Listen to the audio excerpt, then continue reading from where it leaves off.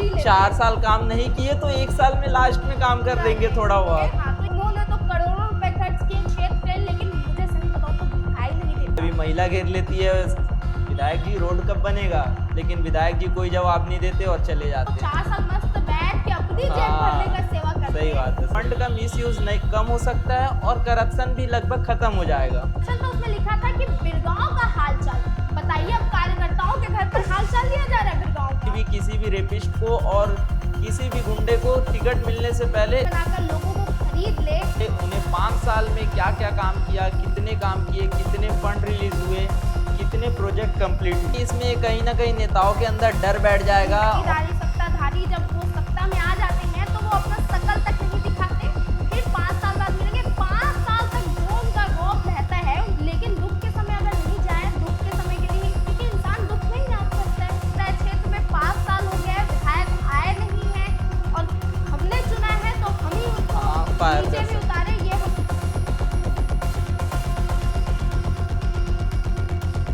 रिचा, आज हम लोग बात करने वाले हैं एक इंटरेस्टिंग पॉलिटिकल मूव के बारे में। ये प्रपोजल रखा है आम आदमी पार्टी के राज्यसभा एमपी राघव चड्ढा ने। उन्होंने पार्लियामेंट में एक प्राइवेट मेंबर बिल इंट्रोड्यूस किया है जिसमें बात हो रही है एमपीज और एमएलएस की अकाउंटेबिलिटी और पॉसिबल ऑफ सिस्टम रिकॉइल्स की। हाँ बिल्कुल विकास, आसान शब्दों में समझे तो ये वो है व्यवस्था है जहाँ पर 5 साल में जो 5 वोटिंग से पहले जो वादे किए रहते हैं बड़े बड़े, तो उस वादे को भूल जाया जाता है और 5 साल तक जनता को वहाँ क्षेत्र में झांकने तक नहीं आते। तो ये ऐसी व्यवस्था है जहाँ जनता जो है इनसे सवाल कर सकती है उनके कामकाज पर। इस प्रपोजल का कोर आइडिया है अकाउंटेबिलिटी, मतलब इलेक्टेड रिप्रेजेंटेटिव को रेगुलर रिपोर्ट कार्ड देनी पड़े, उन्हें 5 साल में क्या क्या काम किया, कितने काम किए, कितने फंड रिलीज हुए, कितने प्रोजेक्ट कंप्लीट हुए। और सबसे बड़ा मुद्दा जो चर्चे पे है, राइट टू रिकॉल। इसमें जो विधायक, जो एमपीज और एमएलएज होते हैं, जो अपने वादे करके जो भूल जाते हैं और फिर क्षेत्र में आते नहीं है, तो उस चीज को यहाँ पर उनके कामकाज पर नजर रखी जाएगी और सीधा जनता जो इनसे सवाल कर सकती है। अभी इंडिया में एमपीएस और एमएलएस के लिए कोई भी रिकॉइल सिस्टम ऑफिशियली नहीं है। लोकल बॉडी पर कुछ जगह लिमिटेड रिकॉइल सिस्टम होता है, लेकिन पार्लियामेंट और विधानसभा लेवल पर अभी कोई भी रिकॉइल सिस्टम नहीं है।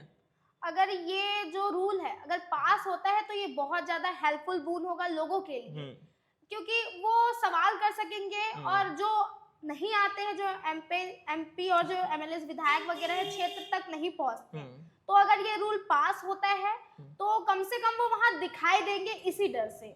अगर ये सिस्टम सच में आता है तो नेताओं पर प्रेशर रहेगा कि वो 5 साल तक एक्टिव रहे, पब्लिक से कनेक्ट रहे, फंड का मिसयूज नहीं कम हो सकता है और करप्शन भी लगभग खत्म हो जाएगा।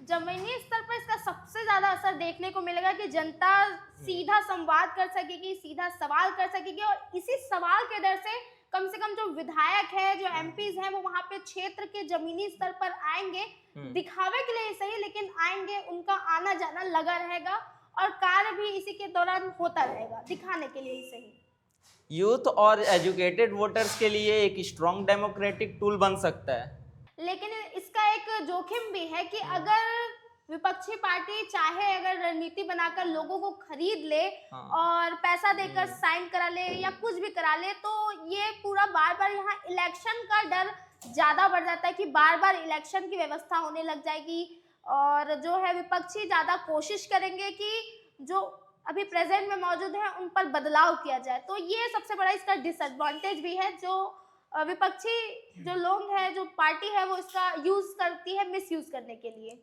हाँ, पॉलिटिकल इंस्टेबिलिटी का रिस्क हो सकता है, लेकिन हर 1-2 साल में इलेक्शन का माहौल बन सकता है, डेवलपमेंट भी रुक सकता है। हाँ, और जमीनी हकीकत की अगर बात भी करें तो साइन लेना और जमा करना, लोगों को हस्ताक्षर करना, इकट्ठा करना, और ये पूरा एक बहुत लंबा प्रोसेस भी है और डिफिकल्ट भी हो जाएगा। तो ये एक तरीके से नहीं भी पॉसिबल है, क्योंकि बहुत ज़्यादा ओवरऑल ये डिफिकल्ट प्रोसेस है। बहुत ज़्यादा लोगों को इकट्ठा करना ये कोई आसान बात भी नहीं है। अगर ये बिल पास होता है तो इंडियन पॉलिटिक्स में अकाउंटेबिलिटी और नैरेटिव का एक स्ट्रॉन्ग हो जाएगा। पार्टीज को कैंडिडेट्स को सिलेक्शन करने में ज़्यादा सोचना पड़ेगा, जैसे कभी भी किसी भी रेपिस्ट को और किसी भी गुंडे को टिकट मिलने से पहले बहुत सोचना पड़ेगा। लेकिन ये अगर पास नहीं होता है तो भी सवाल है, क्योंकि जो आज के यूथ बैंक है उनका भी नोट बैंक छिड़ने का, क्योंकि आज सब ट्रांसपेरेंसी चाहते हैं और अधिकार चाहते हैं अपना। और ये जो लॉ अगर पास होता है तो जनता को ये एक जो है हिम्मत देगा और उनके लिए बहुत जमीनी तौर पर बहुत अच्छा साबित होगा। इसी बहाने जो क्षेत्र है, शहर है, उसका विकास होगा। तो ये लॉ जरूरी भी है।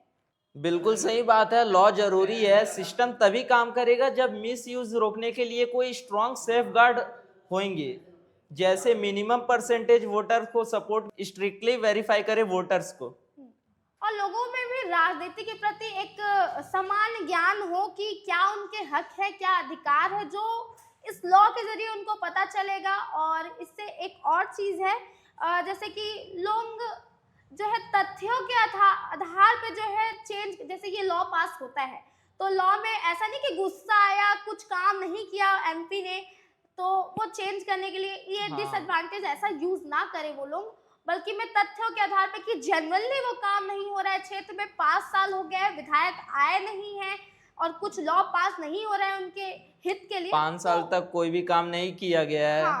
तो इस तौर पे और किया जाए तो ठीक है, और इसको मिसयूज ना किया जाए। बात बिल्कुल सही है, मिसयूज नहीं होना चाहिए। इसीलिए राघव चड्ढा ने एक और मिसयूज के रिगार्डिंग एक और प्रपोजल रखा है कि 18 महीने की टाइम लिमिट दी जाए जो भी एमपीज एमएलएज है कि उनको अपना काम सुधारने के लिए।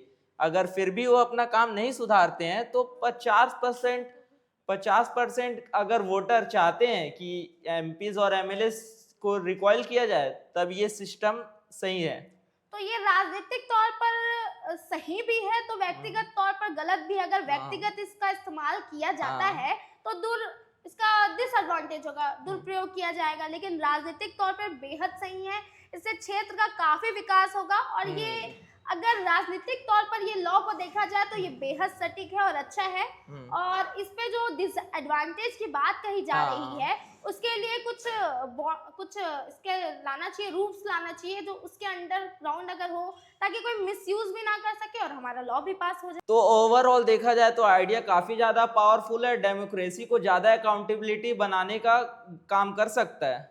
तो कुल मिला के एक तरीके से ये लॉ को पास होना चाहिए ताकि ओवरऑल कहने का मतलब ये है इस लॉ का कि सवाल पूछा जा सके सीधा बिना डर के, लोगों को उनके हक के बारे में पता होना चाहिए और ये जो है इसी बहाने जो है क्षेत्र का विकास ना रुके, सबसे बड़ा। क्योंकि आज जो निधियां आती हैं, विधायक निधि की बात करें, जो जितना भी पैसा जितना फंड आता है, कम से कम उसका प्रूफ तो लोगों को मिले कि क्या काम हो रहा है, एटलीस्ट फोटो जाए, एक लीगली पूरा होना चाहिए ताकि लोगों को पता चले। तो इस तरीके से कुल मिला के ये लॉ जो है बहुत अच्छा है, हमने चुना है तो हम ही उसको नीचे भी उतारे, ये हक मिलना चाहिए जनता को। आपको क्या लगता है? और मुझे ये भी लगता है कि इसमें कहीं ना कहीं नेताओं के अंदर डर बैठ जाएगा और वो ना कम से कम डेली बेसिस पे, और 5 साल में अभी तो महीने तक दिखाई नहीं देते, तो महीने में कम से कम 15 दिन तो ग्राउंड पे दिखेंगे ही, जिससे जनता को फायदा भी होगा। अभी एग्जाम्पल की बात करें तो अपन बिरगांव में देखा जाए, जहाँ लोग विधायक जी मौजूद थे, अचानक से आ गए विधायक जी, उसके बाद तो आप जानते ही हैं। जी बिल्कुल। यहाँ एक और सवाल उठता है पॉलिटिक्स का कि जैसे कि ये अगर रूल पास होता है तो इसी बहाने, जैसे कि अभी सवाल है ये कि लोगों को उनके अधिकार नहीं पता है, उनको पता होना चाहिए। जैसे कि अभी मैं सबसे बड़ी बात कहूँ तो जब वोट लेना आना होता है तो सभी आते हैं, पार्टीदारी सत्ताधारी, जब वो सत्ता में आ जाते हैं तो वो अपना शकल तक नहीं दिखाते, फिर 5 साल बाद मिलेंगे। 5 साल तक जो उनका रौब रहता है, उनके ऑफिस भी जाए ना तो वो भगा देते हैं। तो वो दृश्य तो हमने भी देखा है, बकायदा एक नागरिक उसको बेहतर तरीके से जानता है, कीड़े मकोड़े कह के भगा दिया जाता है। तो ये है, तो ये चीज नहीं रहेगा, एटलीस्ट डर रहेगा कि अब अभी भी जैसे अभी हम चुन लेते हैं 5 साल तक, ये रहता है, एक डर रहता है ना कि अब 5 साल है हमारे पास, तो 5 साल जी लेते 4 साल काम नहीं किए तो 1 साल में लास्ट में काम कर लेंगे थोड़ा बहुत। तो ये जनता तो मूर्ख है। तो इससे क्या रहेगा कि एक कंसिस्टेंसी रहेगी, काम निरंतर चलता रहेगा। लेकिन अभी ऐसा रहता है कि 5 साल बाद अब फिर इलेक्शन हो तो 4 साल मस्त बैठ के अपनी जेब भरने का सेवा करते हैं। सही बात है, सही बात है। तो वो पूरा लोगों की, जनता की सेवा करेंगे और बिरगांव की बात रही तो सबसे रिसेंट एग्जांपल इसका अगर बिरगांव माना जाए तो बिरगांव में बड़े बड़े स्टेटस लगते हैं, बहुत सारे बड़े बड़े होल्डिंग्स लगते हैं जिसपे विकास पुरुष लिखा जाता है। उन्होंने तो करोड़ों रुपए खर्च किए क्षेत्र के लिए, लेकिन मुझे सही बताऊं तो दिखाई नहीं देता। आपको कभी अगर दिखाई नहीं दिया नहीं हो? बिल्कुल नहीं, मुझे तो बिल्कुल दिखाई नहीं देता, पता नहीं क्या काम करते हैं वो। हाँ। उनको कभी महिला घेर लेती है, विधायक जी रोड कब बनेगा, लेकिन विधायक जी कोई जवाब नहीं देते और चले जाते हैं। अरे अभी रिसेंट एग्जांपल बताऊं तो एक घर में आग लगी थी, वहां पर जाने के लिए हमारे महोदय जी को टाइम नहीं था। और उसके एक दिन पहले मैंने फेसबुक पे किसी के पोस्ट में देखा कि वो परिवार किसी के पर्टिकुलर, वो कार्यकर्ता है बीजेपी का, मानते चलिए होगा, लेकिन उस पोस्ट पे फैमिली के साथ भी पोस्ट था, विधायक जी का, चलिए ठीक है वो भी व्यक्तिगत विषय है, लेकिन जो उसका कैप्शन था वो आप ध्यान दीजिएगा, जो कैप्शन था उसमें लिखा था कि बिरगांव का हालचाल। बताइए अब कार्यकर्ताओं के घर पर हालचाल लिया जा रहा है बिरगांव का, तो ये भी बड़ा सवाल है कि विधायक मोतीलाल जी को एक तरफ टाइम नहीं है, अपने कार्यकर्ताओं के घर जाने का टाइम है, और छोटे मोटे जो एनुअल फंक्शन ये इसमें अगर नहीं भी जाए तो कोई बड़ी बात नहीं है, लेकिन दुख के समय अगर नहीं जाए, दुख के समय के लिए, क्योंकि इंसान दुख में ही याद करता है। दुख होंगे, परेशानी आएगी, तभी इनको बनाया गया एमएलएस की। दुख जब होगा तो ये हमारी सहायता करेंगे और हमारा साथ देंगे। और आपको पता है एक चीज तो मैं बताना ही भूल गई कि अभी उनको टाइम नहीं था उनके घर जाने का, लेकिन वो थाने पहुंच गए थे उनके खिलाफ एफआईआर कराने के लिए। अरे बाबा रे महोदय जी, आपके पास इतना टाइम है कि आप थाने पहुंच जा रहे हैं। थोड़ा सा अगर अपने गाड़ी को इधर थाने मुझे लगता है ना कि जो शुक्रवारी बाजार से घुसा लिए रहते हैं ज्ञानदेव स्कूल, तो उनके घर भी पहुंच जाते हैं। मुझे लगता है जो फॉर्च्यूनर का पेट्रोल का पैसा है ना, वो थाने तक आने की वजह, वो पैसा अगर गरीबों को, जिसका घर जला उसको दे दिया जाता तो ज्यादा अच्छा रहता। हाँ, तो कुल मिला के अब आप बताइएगा कि आपकी क्या राय है, क्या ये लॉ पास होना चाहिए? तो सवाल ये है, क्या इंडिया इस पॉलिटिकल अकाउंटेबिलिटी के लिए अभी रेडी है? आपको क्या लगता है कमेंट कर हमें जरूर बताएं। और ये लॉ आना चाहिए या नहीं, क्या ये जनता को सशक्त बनाएगा? और क्या आपको ये पॉडकास्ट देखने में मजा आया, और क्या हम इस पॉडकास्ट को कंटिन्यू करें और लोकल लेवल पे कंटिन्यू करें, नेशनल लेवल पे? हमें कमेंट कर जरूर बताइएगा कि कितना मजा आपको भी आया।